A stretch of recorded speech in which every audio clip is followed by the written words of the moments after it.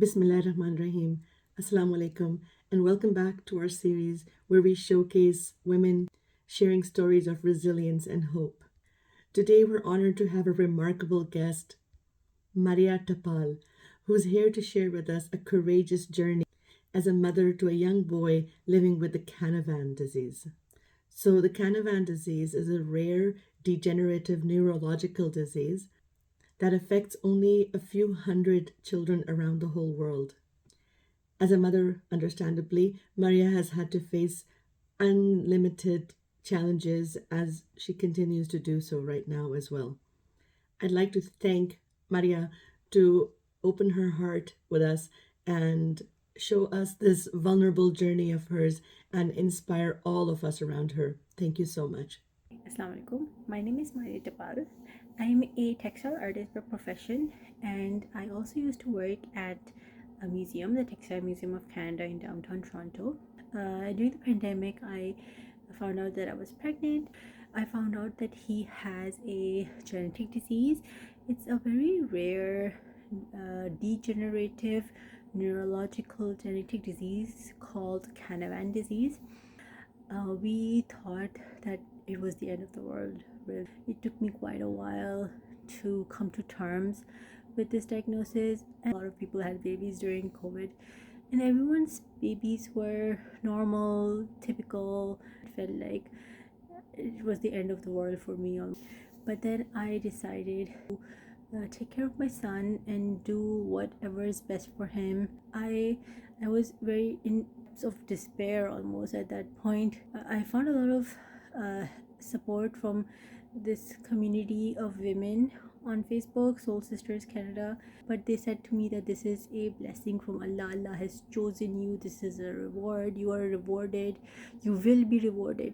And I think that belief in the afterlife, not this worldly life, but that's what really helps to keep us grounded. This is a hardship, having a child with special needs, but even through this I try to be as grateful, as thankful to Allah as possible. I mean, I do have my ups and downs, days when I feel like, why me, or like, why is this happening to me. The reality is everyone is fighting their battles. There are people whose kids are completely normal, but they don't listen to their parents, or they don't have a happy marriage.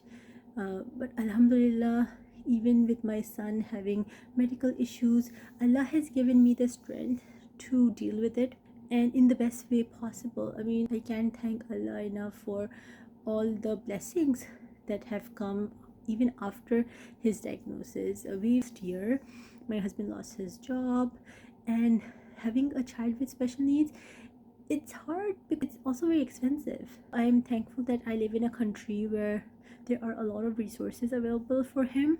I don't want him to lose out. If he needs a new wheelchair, that means around $5,000 to $6,000, which I cannot fund out of pocket. A special needs child is very hard. It's very demanding. It's a job where you're always needed to be alert, and having no private insurance means that a lot of it will be out of pocket for us. But after our son was born, what's most important is that you're content. The word is qanaat means contentment, and it's a different level of content where it means you're happy with what you have, and you offer shukr for that as well, for what you have. So for me, there was no point of thinking that I'm going to go out of my home, work. There was not a lot of self-care involved. I have two nurses who come twice a week. So during that time, most of the time, what I like to do is just do nothing. But last year, I decided to start my home baking business. I did not believe in myself that I could actually make something that people would want to buy, or other than just be a mom. My identity for the last 4 years have been just being a mom to my son.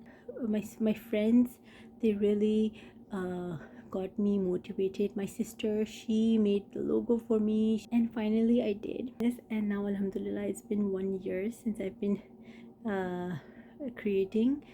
So alhamdulillah for that. It has given me a great purpose in life to have a business. And now that my son is going to school, I'm also looking to restart my career as a textile artist.